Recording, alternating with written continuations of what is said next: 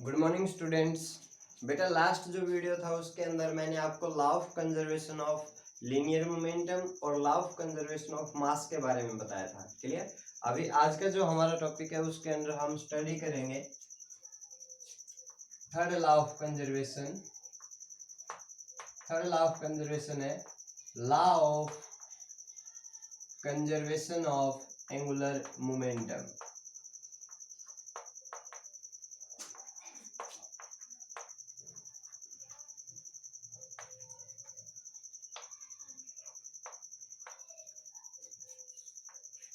देखो भाई, सबसे पहले आपको समझना पड़ेगा एंगुलर मोमेंटम, क्योंकि अभी तक आपने 10th क्लास में जो स्टडी किया है, आपने 9th क्लास में ओनली लीनियर मोमेंटम के बारे में स्टडी किया था। क्लियर।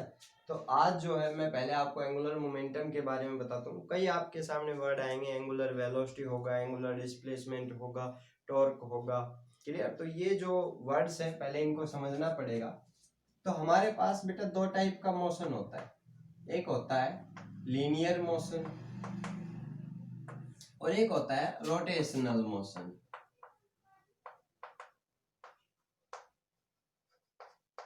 अभी जैसे अगर हम बात करें कि हम लोग क्या करते हैं, हम लोग मूव करते हैं, हम लोग चलते हैं। क्लियर। लेकिन पंखा क्या करता है, पंखा चलता थोड़ी ना है, वो रोटेट करता है, वो घूमता है। घूमना अलग चीज होता है और चलना अलग चीज होता है। ठीक है। हम कहते हैं चलो घूमने चले, अरे घूमना है तो वही खड़े होके घूम जाओ। क्लियर। तो घूमना वो नहीं है जिसको हम डेली लाइफ में बोलते हैं। घूमने का मतलब होता है एक ही जगह रोटेट करना, और चलना होता है मूव करना। आप एक जगह से दूसरी जगह मूव करते हो। क्लियर। तो ये दो अलग अलग मोशन है हमारे पास। हम लीनियर मोशन करते हैं, फैन रोटेशनल मोशन करता है। क्लियर। दोनों की स्पीड होती है, हम भी जब दौड़ते हैं हमारी भी कुछ स्पीड होती है। फैन की स्पीड भी जब स्लो हो जाती है, आप कंडेंसर डालते हो, क्लियर, तो उसकी भी अपनी एक स्पीड है, वो भी डिस्टेंस कवर कर रहा है, लेकिन उसकी एंगुलर डिस्प्लेसमेंट होता है। हम जो डिस्टेंस कवर करते हैं वो इनिशियल और फाइनल पोजीशन के बीच की डिस्टेंस होती है। ठीक है। उसके बाद हमारा भी कुछ ना कुछ एक्सेलरेशन होता है। हम अपनी स्पीड को, हम अपनी वेलोसिटी को इंक्रीज करते हैं तो हमारा एक्सेलरेशन होता है, डिक्रीज होता है तो रिटार्डेशन होता है। उसी तरीके से फैन का भी एक्सेलरेशन होता है। ठीक है। अब आप कहेंगे कि सर लीनियर मोशन में तो मास होता है। ठीक है। रोटेशनल मोशन में मास को हम बोलते हैं इनर्शिया। ठीक है, मोमेंट ऑफ इनर्शिया। तो ये सारी टर्म्स हैं, तो उनको मैं बताऊंगा। अब मैं बार बार जो है आपको ये नहीं कहूंगा कि भाई लीनियर मोशन में ये होता है, रोटेशनल मोशन में ये होता है। मैं आपको सिर्फ एक वर्ड यूज करूंगा, रोटेशनल एनालॉगी। जो वर्ड यूज होगा वो है रोटेशनल एनालॉगी। अब समझो पहले उस चीज को कि रोटेशनल एनालॉगी क्या है। रोटेशनल एनालॉगी का मतलब है कि लीनियर मोशन में ये चीज होती है और रोटेशनल मोशन में ये चीज होती है। जैसे कि moment of inertia is the rotational analogy of mass, यानी कि मास किस में था, लीनियर मोशन में, और मास को रोटेशनल मोशन में क्या बोलेंगे हम, मोमेंट ऑफ इनर्शिया। क्लियर। तो ये जो हमारी लाइन है, जो हमारे वर्ड्स हैं दो, रोटेशनल एनालॉगी, इसका मतलब है कि रोटेशनल मोशन में लीनियर मोशन की आप इस चीज को ये बोलेंगे। ठीक है। अब हम आगे बढ़ते हैं। फर्स्ट आता है हमारे पास लीनियर मोशन में हमारे पास होता है डिस्प्लेसमेंट, आपने पढ़ा हुआ है। रोटेशनल मोशन में हम डिस्प्लेसमेंट को बोलते हैं एंगुलर डिस्प्लेसमेंट। इसको हम एंगल में रिप्रेजेंट करते हैं थीटा में। ये हमारे पास मीटर में, सेंटीमीटर में एक लेंथ होती है। सेकंड आता है हमारे पास लीनियर वेलोसिटी। इन सब के आगे आप लीनियर लगा सकते हैं। Linear displacement, linear velocity, linear acceleration, ठीक है, लीनियर फोर्स। लेकिन यहां हम क्या वर्ड यूज करेंगे बार बार, एंगुलर। ये वेलोसिटी है तो यहां होगी एंगुलर वेलोसिटी, जिसको हम बोलते हैं ओमेगा। कुछ लेटर्स भी आएंगे जो आपने नहीं सुने आज तक। ये जो लेटर है इसको बोलते हैं ओमेगा। क्लियर। इसके बाद हमारे पास थर्ड पॉइंट आता है एक्सेलरेशन, जिसको ये जो है ये लेंथ है एक्चुअल में, ये जो है हमारे पास ये वेलोसिटी है, v से रिप्रेजेंट करते हैं, ये एक्सेलरेशन है जिसको आप a से रिप्रेजेंट करते हैं। रोटेशनल मोशन में हमारे पास होता है एंगुलर एक्सेलरेशन, और एंगुलर एक्सेलरेशन को हम रिप्रेजेंट करते हैं अल्फा से। क्लियर? वो जो लेटर है वो है अल्फा। इसके बाद हमारे पास फोर्थ पॉइंट आता है, इसके अंदर हम यूज करते हैं फोर्स। रोटेशनल मोशन में हम यूज करेंगे टॉर्क। टॉर्क को हम टाउ से रिप्रेजेंट करते हैं, टो भी बोल सकते हैं आप इसको, ठीक है, टो से रिप्रेजेंट करते हैं। ये है टॉर्क। अब इसके बाद फिफ्थ पॉइंट आता है हमारे पास मास। लीनियर मोशन में मास को m से रिप्रेजेंट करते हैं। रोटेशनल मोशन में मास को हम बोलते हैं moment of inertia, moment of inertia, और इसको हम I से रिप्रेजेंट करते हैं। क्लियर?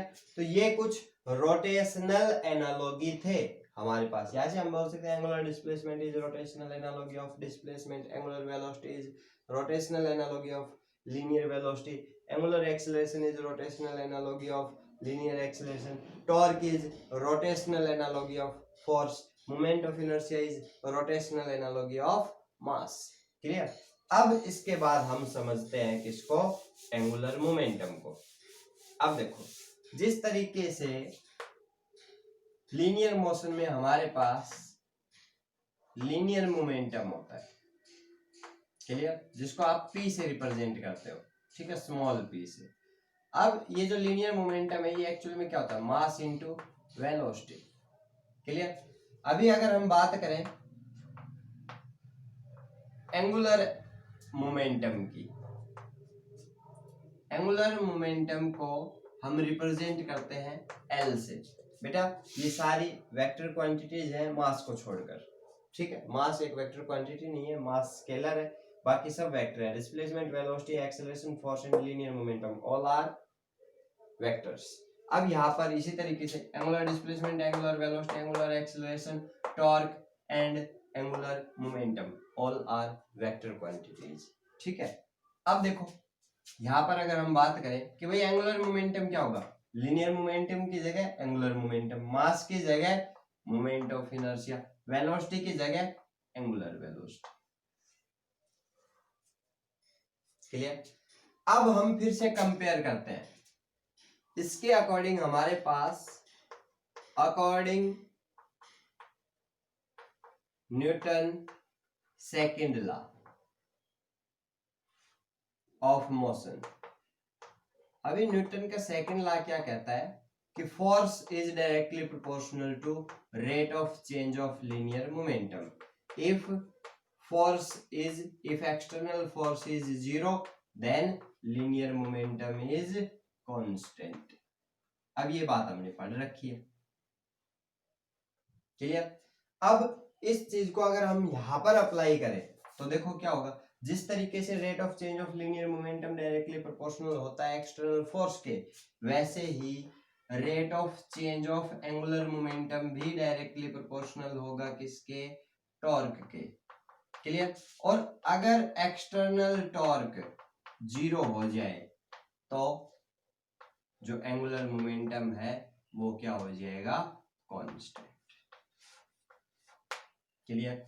यही है law of conservation of angular momentum. अब मुझे तुम्हें ये चीज समझानी थी।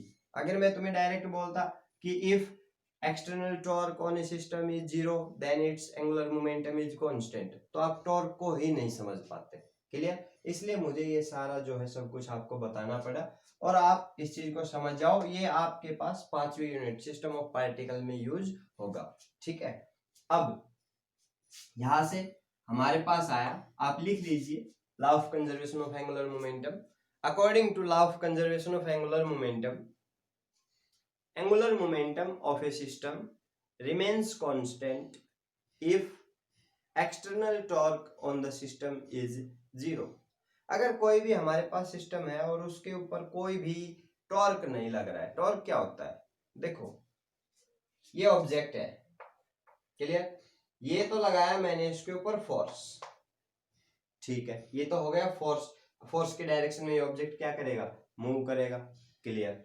लेकिन अगर ऑब्जेक्ट ये है मेरे पास, ऑब्जेक्ट है ये, अब एक फोर्स तो मैं यहां लगा रहा हूं और एक फोर्स मैं यहां लगा रहा हूं, और दोनों फोर्स क्या है, इक्वल है, और इन दोनों के बीच की ये जो डिस्टेंस है ये है s, clear, this is the line of action of force, ठीक है। अब देखो ये जो दोनों फोर्स है, अगर किसी ऑब्जेक्ट पर दो इक्वल, अपोजिट और पैरेलल, ध्यान रखना, अगर सिर्फ इक्वल और अपोजिट लगा देते तो बेटा कैंसिल हो जाते, ठीक है, नेट फोर्स क्या हो गया, 0। लेकिन अगर दो equal, opposite and parallel, parallel anti parallel, ठीक है, एंटी पैरेलल बोल लो, ठीक है, तो अगर दो इक्वल, अपोजिट और एंटी पैरेलल फोर्स अगर किसी ऑब्जेक्ट पर लगते हैं तो उस ऑब्जेक्ट के ऊपर क्या लगेगा, टॉर्क लगेगा, यानी टॉर्क क्या होगा, फोर्स इनटू परपेंडिकुलर डिस्टेंस, इनके बीच की ये डिस्टेंस, ये होता है टॉर्क, ठीक है, ये मैंने आपको मैग्नीट्यूड बताया, क्लियर। तो अगर किसी ऑब्जेक्ट पर टॉर्क, कोई टॉर्क लग ही नहीं रहा है, इसका मतलब उसका एंगुलर मोमेंटम क्या होगा, कांस्टेंट। यही क्या है हमारा law of conservation of angular momentum. According to law of conservation of angular momentum, if external torque on a system is 0 then its angular momentum remains constant. अगर हम बात करें एग्जांपल की, तो देखो भाई, अभी हमारी अर्थ जो है वो क्या कर रही है, अर्थ इस तरीके से रोटेट कर रही है, ठीक है। अब अर्थ अपने एक्सिस पर घूमने लग रही है, रोटेट कर रही है, उसके ऊपर क्या कोई एक्सटर्नल टॉर्क लगता है क्या, क्या कोई वहां जाकर धक्के मार रहा है क्या, इक्वल और अपोजिट डायरेक्शन में, नहीं, क्यों, क्योंकि एक्सटर्नल टॉर्क वहां पर क्या है, 0, इसीलिए इसका जो एंगुलर मोमेंटम है वो क्या है, कांस्टेंट है। यानी अर्थ एक सेम स्पीड से लगातार कई वर्षों से, कई हजारों वर्षों से अर्थ जो है अपने एक्सिस पर रोटेट करने लग रही है, क्योंकि उसके ऊपर एक्सटर्नल टॉर्क नहीं है, क्लियर। तो ये था हमारा law of conservation of angular momentum. इसके बाद आता है law of conservation of charge, लिखो, according to law of conservation of charge, charge can neither be created nor be destroyed. Total charge of an isolated system remains constant. Total charge of an isolated system remains constant. देखिए अभी जैसे हमारे पास, हम इसका example लेकर चलते हैं, law of conservation of charge का एग्जांपल है हमारे पास एटम, क्लियर। अब जो एटम है वो इलेक्ट्रिकली न्यूट्रल होता है। इलेक्ट्रिकली न्यूट्रल का मतलब है कि एटम के ऊपर जितना पॉजिटिव चार्ज होता है उतना ही नेगेटिव चार्ज होता है। हमें पता है ये एटम है, ये इसका न्यूक्लियस है, न्यूक्लियस के अंदर पॉजिटिव चार्ज है, न्यूक्लियस के अंदर प्रोटॉन भी होते हैं और न्यूट्रॉन भी होते हैं। न्यूट्रॉन पर कोई चार्ज नहीं होता, लेकिन प्रोटॉन पर उतना ही पॉजिटिव चार्ज होता है जितना इलेक्ट्रॉन पर नेगेटिव चार्ज होता है, ठीक है। अब बाहर इलेक्ट्रॉन रिवॉल्व कर रहे हैं, तो अगर हम बात करें किसी एटम की, तो चार्ज ऑफ एटम क्या हो जाएगा, इलेक्ट्रॉन चार्ज यानी कि -e, और प्रोटॉन चार्ज यानी कि +e, तो एटम का चार्ज कितना हुआ, 0, ठीक है। अब आप उसमें से इलेक्ट्रॉन बाहर निकाल देते हैं, उसके अंदर एक प्रोटॉन एग्जिस्ट कर देते हैं, ये इससे क्या होगा, फिर चार्ज चेंज हो जाएगा। चार्ज चेंज हो सकता है, क्रिएट नहीं हो सकता, क्लियर। तो ये था हमारे पास law of conservation of charge. तो आज मैंने आपको लॉ ऑफ कंजर्वेशन जो थे हमारे नेचर के अंदर फिजिकल लॉज वो कंप्लीट करा दिए हैं। आप इन दोनों को अपने समझ से अपनी फेयर नोटबुक में अपनी तरफ से नोट्स बनाइए और उनको स्टडी कीजिए, अपनी सेल्फ स्टडी कंटिन्यू कीजिए। Thank you.